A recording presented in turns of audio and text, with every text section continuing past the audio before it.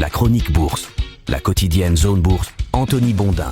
Salut tout le monde, bienvenue dans ce point de marché Zone Bourse du mercredi 3 décembre 2025. Le titre du jour, c'est le Bitcoin remet Wall Street dans le sens de la marche. Le marché boursier continue donc à fonctionner par à-coup. La perspective d'une baisse de taux de la Fed dans une semaine a permis d'annuler les pertes du mois de novembre, mais les doutes persistent quand même. Ça n'a pas empêché toutefois hier l'univers technologique de remettre Wall Street sur le chemin de la hausse avec le soutien massif des crypto-monnaies. On va voir tout de suite pourquoi. Il y a donc eu de la révolte dans l'air hier du côté des bitcoiners ou des bitcoiniens ou des bitcoin addicts, je ne sais pas quel mot il faut utiliser. Je vous avais longuement expliqué hier la chaîne assez longue de transmission qui part du taux directeur japonais et qui se termine sur les actifs à risque. Eh bien sachez qu'elle fonctionne de manière unidirectionnelle, c'est-à-dire que la hausse du bitcoin n'a pas de conséquences sur la politique monétaire du Japon, en tout cas à ce stade du développement économique. En revanche, le rebond du bitcoin a un effet d'entraînement sur la prise de risque des investisseurs. Ils sont en effet plus enclins à aller vers les actions de la tech quand les crypto-monnaies grimpent. Et ça, c'est exactement ce qui s'est passé hier. Les cryptos ont nettement rebondi, elles sont allées tester des planchers symboliques et techniques jugés préoccupants il y a quelques jours. Le Bitcoin est ainsi descendu à 83 838 $ pièce lundi avant de remonter ce matin à 93 868 $. Ça fait grosso modo 12% de hausse en 2 jours en se basant sur les cours extrêmes. Et ça, évidemment, ça fait un petit peu taire les gens qui se poilaient en assistant au naufrage en mode je vous avais dit que ça arriverait. Ça a aussi rassuré les jeunes en panique qui avaient renforcé leur position après la première phase de glissade sans voir arriver la seconde, et ça a aussi probablement, en tout cas c'est mon avis, permis à quelques dirigeants de sociétés zombies qui ont été transformés précipitamment il n'y a pas si longtemps en Bitcoin Treasury Companies de retrouver le sommeil. En tout cas le rebond est intervenu après une grosse phase baissière suivie d'une rechute. Il y a donc des éléments techniques à prendre en compte, mais le rebond a aussi été favorisé par la confirmation que le régulateur de marché américain, la SEC, va déployer un cadre très souple qui a été baptisé Exemption pour l'innovation au profit des sociétés d'actifs numériques, un cadre perçu à la fois comme un appel d'air et comme une forme d'extrême onction pour le secteur des crypto-monnaies. D'ailleurs, c'est un phénomène qui coïncide avec le mouvement de tokenisation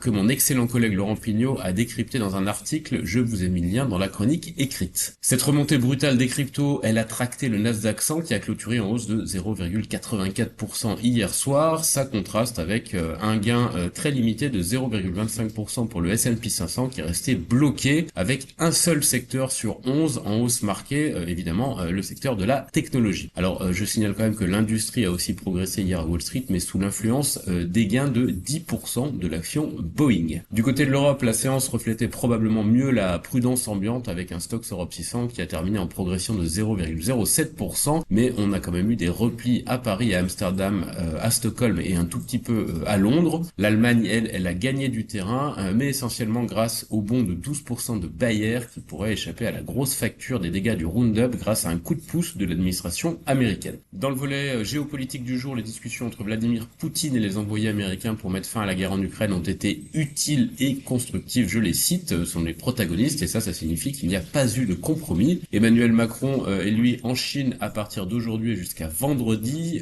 Ces tribulations locales, ce sont les 4e depuis son premier mandat, interviennent à l'heure où les relations entre Pékin et Bruxelles sont plutôt ombrageuses. Pour autant, Xi Jinping a besoin de l'Europe pour remporter ses bras de fer en cours avec les États-Unis et le Japon, et ça pourrait permettre au président français d'obtenir quelques avancées. Du côté des statistiques, la pile de retard des États-Unis après le shutdown commence à se réduire. Le marché attend notamment vendredi l'inflation PCE, c'est-à-dire le seul chiffre d'évolution des prix à la consommation disponible avant la décision de politique monétaire de la Fed du 10 décembre. Alors la donnée remonte au mois de septembre, elle sera donc un petit peu datée, mais à défaut de grive, les investisseurs acceptent de manger des merles. En attendant vendredi, le marché a droit cet après-midi aux États-Unis au rapport ADP sur l'emploi dans le secteur privé pour le mois de novembre. Ça, c'est une donnée qui est beaucoup plus fraîche, mais aussi au prix à l'import-export et à la production industrielle pour le mois de septembre. L'outil FedWatch du CME donne toujours 90% de probabilité à une baisse de taux d'un quart de point de la Fed dans une semaine. Pour terminer,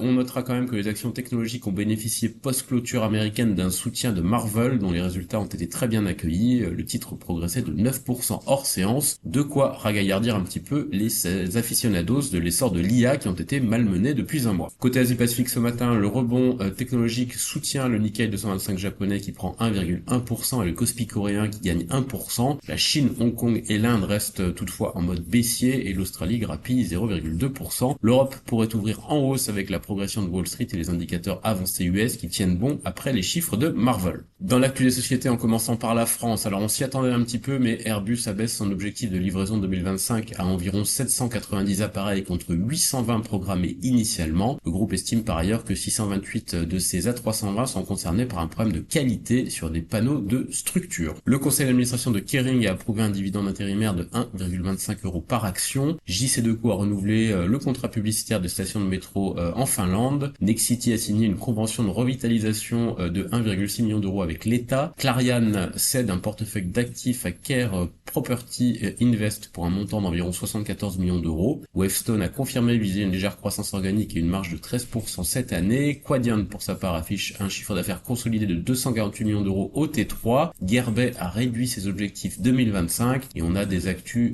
du côté des mid-cap SRP, Equinox, Arcos, AgriPower, Gensight ou encore Europlasma. Ailleurs en Europe, le groupe danois ISS, dont le cours a chuté de 8% hier, s'est défendu de toute responsabilité directe dans l'incendie ultra meurtrier des tours à Hong Kong, en affirmant que sa filiale locale n'a ni choisi ni supervisé le chantier en cause, malgré des révélations de presse suggérant un rôle clé dans le projet de rénovation des immeubles. HSBC a finalement nommé Brendan Nelson président du conseil pour succéder à Mark Tucker. DSM Firmenich a finalisé un rachat d'actions d'1 milliard d'euros. Les fonds Equity ont finalisé la vente des actions de Kodiak et Gas Services pour un montant de 335,5 millions de dollars. Qatar Holding, qui détient 10,5% du capital de Sainsbury, a lancé la vente accélérée d'environ 98 millions d'actions et Peter Brabeck a renoncé à son titre de président d'honneur de Nestlé. Sur l'agenda des publications, aujourd'hui en Europe, on a Inditex, la maison mère de Zara. Côté Amérique du Nord, Marvel bondit donc de près de 9% post-séance après ses trimestriels. CrowdStrike et Okta perdent pour leur part 3% après leurs propres chiffres. Marvel qui rachète par ailleurs Celestial AI pour un montant de 3,25 milliards de dollars conformément aux rumeurs qui circulaient récemment. Comcast cherche à fusionner NBC Universal à Warner Bros à l'issue de son projet de rachat s'il fonctionne selon les informations de Bloomberg. Amazon a lancé des agents IA capables de fonctionner sans aide pendant plusieurs jours. Le groupe lance en parallèle une nouvelle puce IA. La grande majorité des clients de Netflix sont également abonnés à HBO Max selon des données obtenues par Reuters. Microsoft a annoncé la disponibilité dans Azure de Mistral Large 3. La low-cost argentine Flybondi va s'équiper de 15 Airbus A220 et de 10 Boeing 737 MAX 10 entre 2027 et 2030. Et du côté des projets d'IPO à Wall Street, Anthropic fait appel à des avocats spécialisés dans les IPO pour se lancer avant OpenAI, a appris le FT, et Medline prépare pour lundi le lancement marketing de sa propre IPO qui devrait être la plus grosse de l'année aux USA. Sur l'agenda des publications en Amérique du Nord, on a Salesforce, Royal Bank of Canada, Snowflake, National Bank of Canada, Dollartree ou Guidewire. Ailleurs dans le monde, Vulcan Energy obtient un financement de 2,6 milliards de dollars pour un projet allemand lié au lithium qui aura pour clients notamment Stellantis, LG, Umicore et Glencore. Adani Enterprises prévoit d'investir 15 milliards de dollars d'ici 2030 dans une expansion des aéroports indiens selon Bloomberg et Ultra Green bondit de plus de 10% pour ses débuts à Singapour pour ce qui est la plus grosse IPO hors groupe immobilier depuis 2017 dans le pays. Terminé pour ce point de marché du jour, je vous souhaite une très bonne journée à toutes et à tous.